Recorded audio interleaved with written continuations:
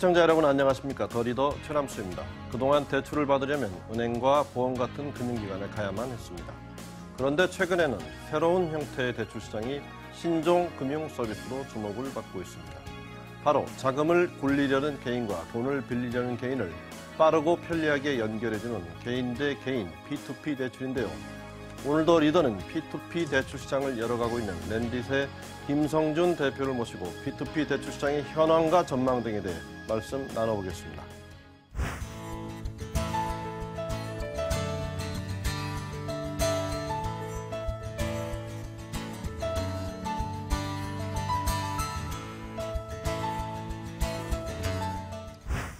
네, 김 대표님 좀 바쁘신데 나와주셔서 감사합니다. 네, 반갑습니다. 예. 네. 지금 이 방송 보시고 계신 시청자 여러분, P2P 대출 언론에서 워낙 많이 보도가 돼서 용어는 익숙할 텐데 사실 정확하게 잘 모르시는 분들도 많을 것 같은데 네. 일단 P2P 대출 좀 설명해 주시고 회사 소개도 좀 해주시죠. 네네. 랜딧은 P2P 대출, 투자 대출 중개 플랫폼이고요. 기본적으로 대출자를 온라인에서 투자자와 연결해주는 중개 플랫폼이라고 보시면 됩니다. 여기서 이제 대출 신청 자체를 온라인에서만 받게 되고요. 대출 신청자에 대한 신용평가를 자체적인 기술을 통해서 저희 사이트를 통해서 하게 되고 이 대출 신용평가 모델에 기반해서 금리가 산출되면 온라인에서 역시 투자자를 모집하게 됩니다.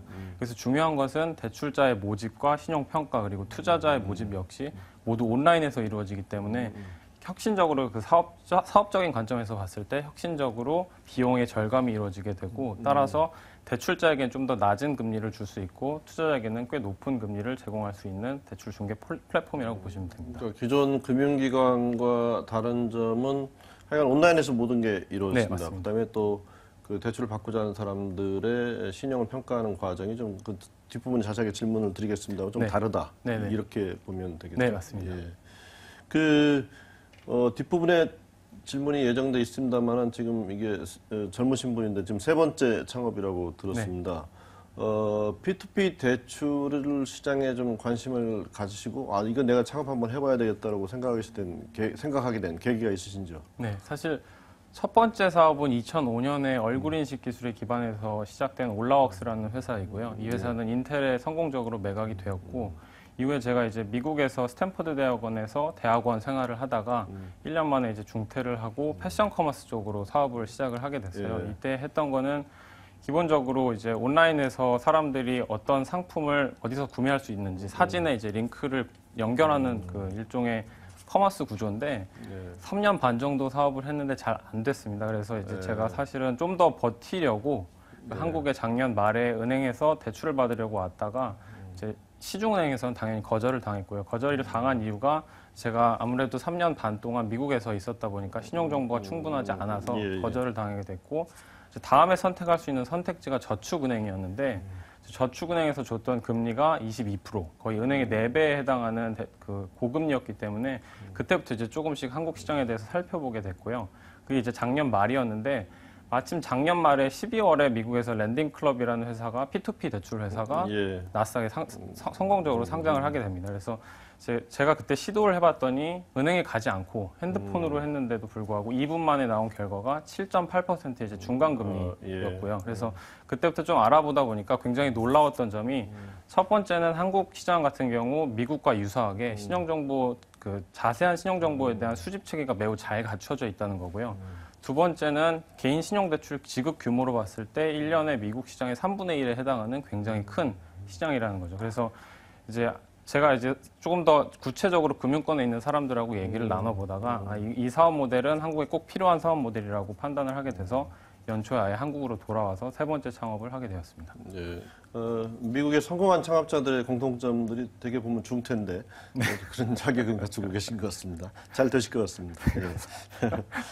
그 3월에 창업하시고 이제 4월에 그 실리콘밸리 투자인 알토스 벤처스에서 15억 투자, 적지 않은 금액인데 어떤 가능성에 주목을 했을까요?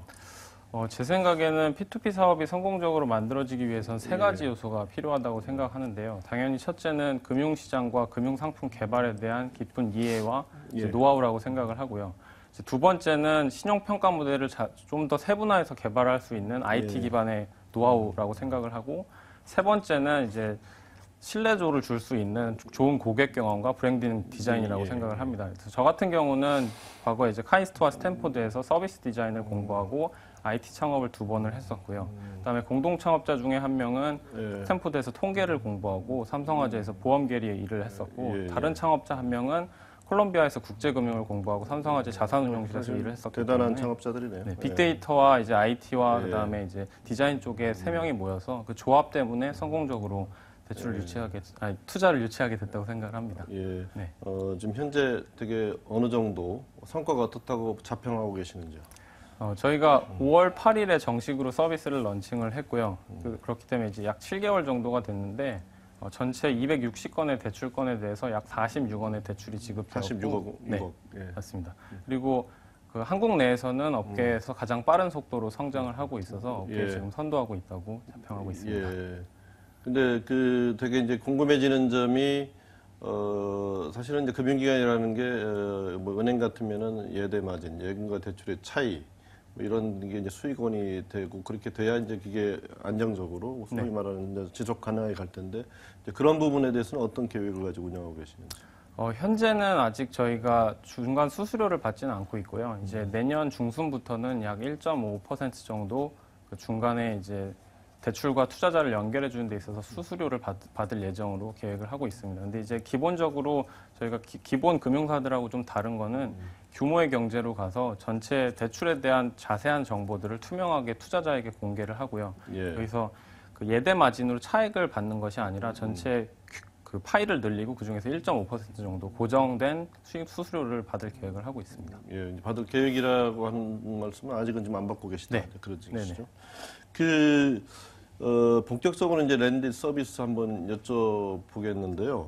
업계 최초의 포트폴리오 투자 방식이라는 말을 들었는데 이게 무슨 말이고 무슨 말인지 먼저 좀 설명을 좀 네네. 해주시죠. P2P 대출 투자에서 가장 중요한 것은 분산 투자 개념인데요. 하나의 대출 채권에 투자하는 것보다 다양한 채권에 잘게 쪼개서 분산되는 것이 투자자 입장에서 위험률이 줄어들기 그러니까 때문에 내가 돈을 대면 이 돈이 여러 사람이 대출에 네, 들어간다는 맞습니다. 거죠. 예를 들어서 저희가 12월 2일에 런칭한 5호 투자 포트폴리오 같은 경우에는 예. 100만 원을 투자하시게 되면 89개의 대출 채권에 그 비율에 맞춰서 분산 투자되게 됩니다. 야, 예. 그러니까 포트폴리오 방식으로 투자를 하는 네. 거군요. 예.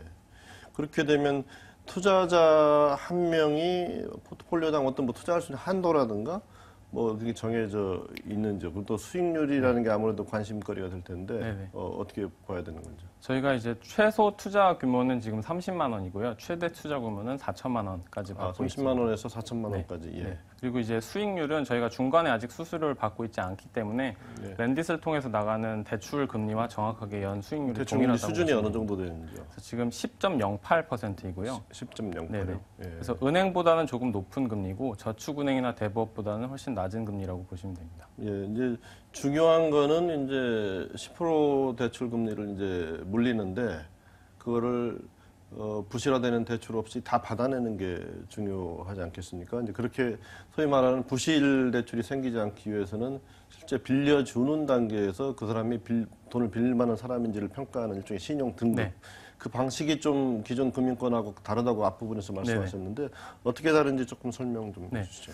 기본적으로 저희가 신용평가를 할 때 3가지 정도 요소를 보는데요. 첫 번째는 당연히 이제 금융기록, 과거 금융기록입니다. 그래서 그 신평사 중에 가장 큰 나이스와 저희는 일을 하고 나이스, 있는데 예. 나이스로부터 이제 등급을 1에서 10으로 나누면 보통 은행이 이제 1에서 5등급 사람들을 주로 고객으로 다루고 있고요. 예. 랜딧 같은 경우는 이제 3에서 6등급이 주로 고객입니다.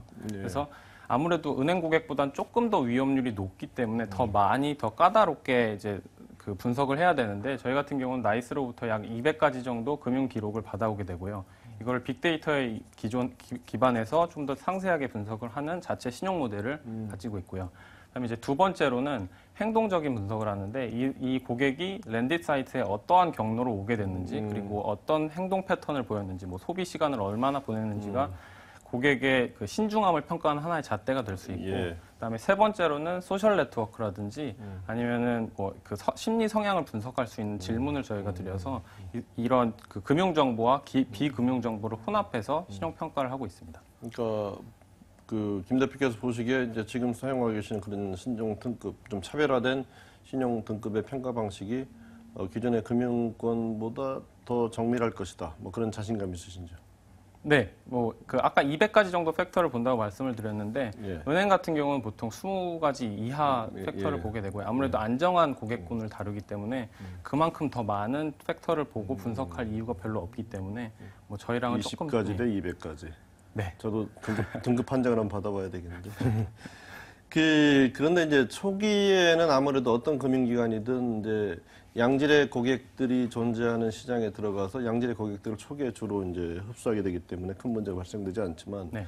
이제 시장이 커지게 되면 조금 달라지지 않습니까? 네네, 조금 이제 사고의 가능성이 있는 고객층들이 이제 늘어나게 되면 좀 부실 문제 같은 게 생길 수 있는데 이 문제 어떻게 대책을 세우고 계시는지? 기본적으로 1차적으로는 저희가 나이스와 이제 업계 최초로 그 프리스라는 서비스를 사용을 협약을 맺고 있는데요. 이건 이제 원천적으로 사기 대출을 방지하는 협약이고요. 예. 기본적으로 사기성 대출 과거 기록이 있는 고객에 대해서 매우 면밀하게 이제 분석을 해서 1차적으로 사기성 대출을 원천적으로 봉쇄하고 있습니다. 그리고 두 번째로는 저희가 업계 최초로 아까 말씀드렸듯이 포트폴리오 투자를 하고 있는데 좀 더 다양한 대출권에 분산되게 함으로써 일부 소수 채권이 부실이 나더라도 투자 수익에 큰 영향이 없도록 그 부실 위험성을 최소화하고 있습니다. 예. 그 지금 온라인에서 모든 것이 이루어진다고 말씀하셨기 때문에 실제 대출을 신청하는 것도 온라인, 그다음에 뭐 대출의 승인도 온라인으로 통보가 될 텐데 아까 뭐 미국에서 2분 만에 됐다고 하셨잖아요. 네. 예, 지금 대출까지 승인이 일어나기까지 시간이 되게 어느 정도 소요가 되고 대출은 어떤 과정으로 뭐 잘 모르시는 분들을 위해서 한번 대출 과정 좀 소개해 네네. 주시죠. 일단은 랜딧 사이트에서 뭐 컴퓨터나 아니면 핸드폰으로 방문을 하시면 말 그대로 2분 내에 대출 신청을 완료를 할 수가 있고요. 아, 예. 이 과정에 있어서 뭐 핸드폰 본인 인증이나 신용카드 본인 인증 정도만 하시면은 대출 신청 과정이 모두가 완료가 됩니다. 그럼 이제 저희한테 나이스로부터 한 200가지 정도 팩터가 오고요. 예. 그거에 대해서 저희가 자체적으로 정밀하게 분석을 해서 바로 자동 심사를 통해서 그 대출 불가 여부에 대해서 통보를 드리고 예. 그때 이제 대출 고객님께서 직접 대출을 받고 싶다라는 의사가 있으시면은 저희한테 신분증하고 소득 증빙 자료를 팩스나 이메일로 보내시면 바로 대출이 지급되게 됩니다. 따라서 신청부터 이제 서류까지 구비를 해주시면 전체에 걸리는 시간은 10분이 안 걸립니다. 근데 요즘 이제 사실은 어떤 업종을 이제 하시든지 소위 VOC라고 그러죠. 소비자 네. 불만 처리가 되게 중요하고 특히 금융기관일수록 그 부분에 대한 이제 정책적 그 역점 중시하는 그 상황이 강한데 그런 부분은 좀 어떻게 하고 계시는지. 저희가 내부적으로 심사팀을 별도 운영을 하고 있는데요. 네. 이 심사팀이 고객 응대를 하는 데 있어서 아무래도 기존 금융권에 하는 방식을 어느 정도 벤치마크해서 그대로 수용을 하고 있고요. 예. 기본적으로 저희가 IT 기업이긴 하지만 금융 사업을 하고 있기 때문에 예. 그런 모델은 어느 정도 그 기본적으로 갖추고 운영을 하고 있습니다. 예, 뭐 사실 그런 부분들이 이제 잘해야 네. 일종의 명성, 레피테이션 좋아질 거라고 생각을 하는데요.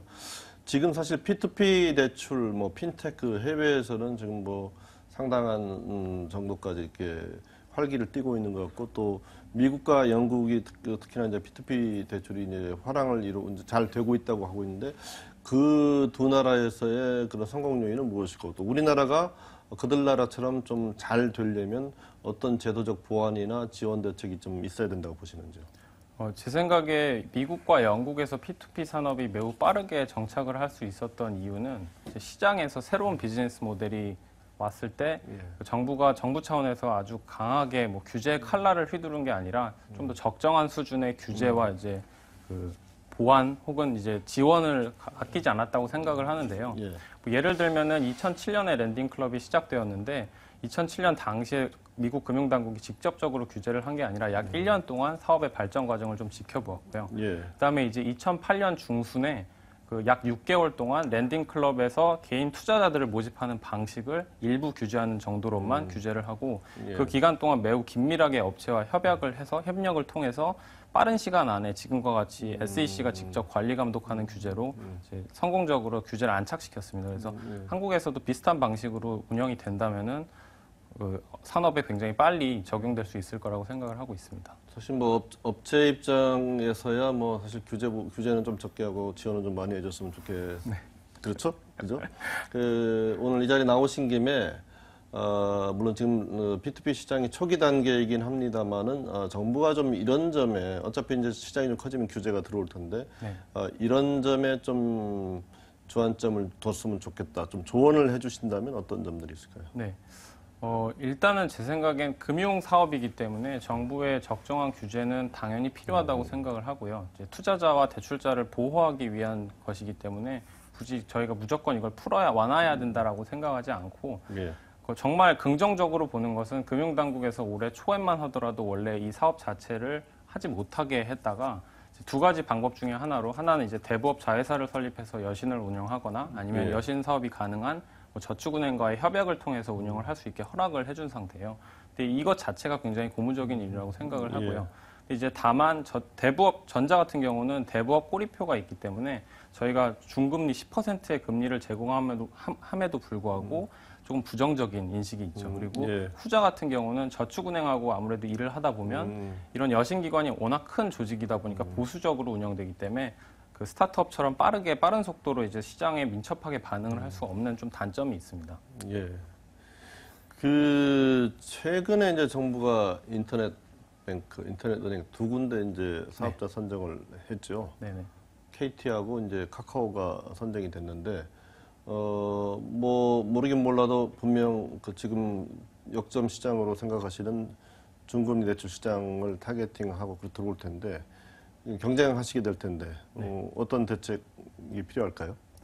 사실 저희가 랜딧을 시작하는 시점부터 인터넷 은행에 대해서 충분히 파악을 하고 있었고요. 이제 컨소시엄에서도 저희 같이 참여하는 제안이 여러 번 들어왔었는데 기본적으로 저희의 판단은 시장이 민첩하게 반응하면서 고객한테 최적의 서비스를 제공하기 위해서는 자체적으로 선택과 집중하는 것이 필요하다고 생각을 해서 참여하지 않게 되었고 말씀하신 것처럼 분명히 중금리 대출 시장에서 직접적인 경쟁이 이루어질 수 있는 부분이라고 생각을 하고요.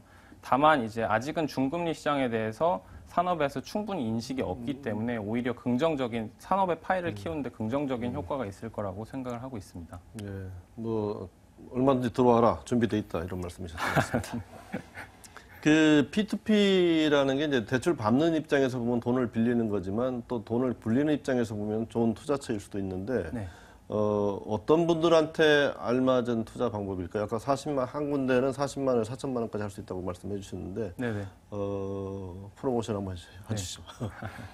기본적으로 랜딧을 통해서 개인이나 법인 대출에 잘게 분산 투자하시는 것은 은행 예적금을 넣으시거나 아니면 주식시장에 직접 투자하시는 거에 중간 정도의 중위험 중수익이라고 생각을 하시면 될 것 같고요. 아시다시피 저금리 시대로 들어가면서 은행에 예적금을 넣는 것은 굉장히 실망스러운 투자처가 된 지 오래이기 때문에 반대로 주식시장에 투자하는 것 같은 경우에는 전문적인 노하우나 지식을 요하거나 많은 시간 투자를 요하기 때문에 이렇지 않은 새로운 투자처를 원하시는 분들께 적합한 투자처가 아닐까 생각을 하고 있습니다. 예, 지금까지는 이제 P2P 대출 시장 또 랜딧 사업 현황 이런 거에 대해 좀 여쭤봤는데요. 지금부터는 이제 이 프로그램이 더 리더입니다. 그래서 김성준 대표님의 이제 개인적 스토리 좀 여쭤보겠습니다. 앞부분에서 이제 창업 관련 질문을 드렸었는데 미국에서의 창업 또 두 번째 건 좀 잘 안 됐고 그 어려운 점들이 굉장히 또 어린 나이에 어려운 점들이 많으셨을 텐데 그 두 번의 과정 또 지금 창업하셨는데 내가 어떤 걸 얻었다, 어떤 걸 배웠다 이렇게 한번 요약해서 말씀해 주시다면 어떤 게 있을까요? 두 번의 창업을 통해서 가장 크게 느낀 점은 굉장히 작은 규모의 팀이 기술의 혁신을 통해서 굉장히 많은 사람들의 생활을 혁신적으로 바꿀 수 있다라는 점이었는데요. 이러한 과정에 있어서 컨셉 단계의 어떤 아이디어를 사용자가 직접 쓸 수 있는 서비스나 제품으로 개발하는 단계까지 어떠한 인력 구성이 필요한지 그리고 조직기 자체가 이제 성장하는 데 있어서 혁신성을 어떻게 유지해야 되는지에 대해서 많이 배울 수 있었다고 생각을 합니다. 예. 그리고 또 학교 다닐 때도 보시면은 그 휠체어 디자인에서 3대 디자인 상도 받으셨고 또 산업 디자이너로서 이렇게 쭉 활동하셨는데 그런 경험이 좀 도움이 좀 되시겠죠? 아무래도 인문학적 상상력이 좀 있으실 테니까. 기본적으로 이제 제가 생각하는 디자인이라는 게 어떤 사용자가 필요로 하는 것을 찾아내고 이거를 개발하는 과정이라고 생각하기 때문에 이거는 어떠한 IT 산업에도 혹은 다른 산업에도 동일하게 적용되는 거라고 생각을 합니다. 특히나 이렇게 창업을 해서 젊으신 나이에 이렇게 하시다 보면은 사실은 혼자 다 의사결정하고 또 팀들하고 협의도 하는 것도 중요하지만 또 한편으로는 큰 틀에서 이렇게 봐주시고 조언해주는 멘토도 네. 중요한데요. 어떤 분들이 계시는지요? 사실 제가 이제 디자인으로 원래 전공을 했던 건 아니고 원래 과학고에서 카이스트를 진학할 당시만 하더라도 생명공학을 전공하려고 이제 갔었는데 그때 아이디오라는 디자인 펌에서 일하고 계신 데니엘 킴이라는 이제 교포분께서 예. 디자인이 어떤 것인지에 대해서 아이디어에서는 어떻게 일을 하는지에 대해서 한번 설명을 해주셨어요. 그래서 그때 가지고 오셨던 이제 제품 중에 하나가 아이팟 셔플 아주 초기 모델이었는데 예. 보면은 이제 여기 앞에 LCD도 없고 그냥 플레이 버튼만 있죠. 근데 굉장히 재밌었던 거는 사람들이 이 제품을 만드는 과정에 있어서 디자이너만 참여했던 게 아니라 마케터나 기계공학자들이 함께 참여해서 사람들이 뭘 원하는지부터 스터디해서 시제품을 여러 번 개발하고 최종 제품을 개발하게 됐는데 이때 이런 분하고 얘기를 나누면서 이제 디자인이라는 게 어떤 건지 흔히 말해서 이제 비즈니스 팅킹이라는 게 있으면 사용자 관점에서 최적화된 제품을 찾아낸 뭐 디자인 띵킹이라는 게 어떤 건지를 알게 되었고 그래서 아이디오라는 회사에 대해서 좀 더 공부하면서 실제로 아이디오 창업자인 데이비 켈리라는 교수가 스탠포드에서 이제 학생들을 가르치고 있다는 걸 알게 되면서 추후에 2010년에는 실제로 스탠포드에서 진학을 하게 되었습니다. 아, 예. 지금까지 이제 말씀 들어보면 지금 30대 초반이신데 세 번의 창업, 또 과학고, 카이스트, 스탠포드 상당히 또 엘리트의 길을 걸어 오신 셈인데요. 지금 뭐 청년, 특히 대학 졸업생들이 이제 취업이 어렵다 보니까 또 창업도 많이 강조하고 있고 그런데 또 한국경제 돌파구로 또 창업을 많이 강조하고 있는데 실제 창업을 세 번씩이나 해보신 분으로서 창업에 대해 꿈을 키우고 있는 젊은이들에게 또는 뭐 은퇴 이후 또 창업을 꿈꾸는 제2의 삶을 열어가신 분들에게 네. 뭐 시간이 많지 않으니까 이건 정말 중요한 포인트라고 얘기해 줄 수 있는 게 있으실 것 같아요. 좀 부탁드리겠습니다. 네, 사실 창업을 하면은 굉장히 여러 가지 변수 때문에 어려움을 겪게 되는데요. 회사가 잘 되다가도 어려울 때가 많죠. 예를 들면은 제가 두 번째 회사를 할 때만 하더라도 굉장히 빠른 시간 안에 유명한 엔젤 투자자로부터 많은 금액을 투자를 받았고 예. 실제로 실리콘밸리에 있는 유명한 기업으로부터 인수 제안도 있었지만 3년 반 후에는 결과적으로 회사가 잘 안 되었습니다. 사실 이러한 변수들은 예측할 수가 없는 거기 때문에 가장 중요한 것은 포기하지 않고 끝까지 하는 거라고 생각을 하고요. 뭐 저 같은 경우에 두 번째 사업이 잘 안 됐기 때문에 좀 더 이제 견디기 위해서 한국에 대출을 받으러 은행에 왔다가 새로운 사업 기회를 찾게 된 것이기 때문에 예. 결국 계속해서 모색하고 치열하게 고민하다 보면 좋은 결과가 있을 거라고 생각을 합니다. 예. 계속 모색하고 고민하라 뭐 이런 말씀이셨습니다. 시간이 다 돼서 마지막 질문 드리겠습니다. 지금 랜딧 채 1년이 안 된 아직 걸음마 단계 기업인데요. 앞으로 어떻게 키워나가고 싶으신지 그 꿈, 청사진 마지막 질문으로 드리겠습니다. 네. 랜딧은 기본적으로 금융의 비효율을 기술을 통해서 혁신하는 핀테크 기업입니다. 이제 이러한 금융의 비효율이 많은 부분이 예. 대출뿐만 아니라 보험 영역이라고 생각을 하는데요. 예. 그래서 앞으로 한 5년 후 정도에는 대출뿐만 아니라 보험 영역에 있어서도 핀테크를 통해서 예. 혁신적으로 사람들의 생활을 바꿀 수 있는 회사가 되는 것을 그리고 있습니다.